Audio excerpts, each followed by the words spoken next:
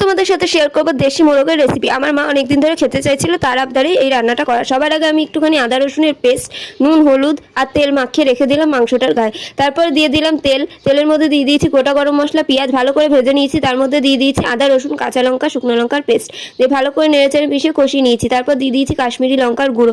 তারপর ওর মধ্যে দিয়ে দিয়েছি নুন, হলুদ, লঙ্কার গুঁড়ো, জিরে ধনের গুঁড়ো। ভালো করে কষিয়ে নিয়েছি। যখন তেল ছেড়েছে মাংসটা ওর মধ্যে দিয়ে ভালো করে কষিয়ে নিয়েছি। মাংস যখন 90% কষানো হয়ে গেছে তখন এর মধ্যে দিয়ে দেবো আমি আলু। ভেজে রাখা আলুগুলোকে দিয়ে ভালো করে নেড়েচেড়ে আবারও মিশিয়ে কষিয়ে নেবো। তারপর মাংসের সাইড দিয়ে দিয়ে দিতে হবে আমাদের কিছুটা টমেটো।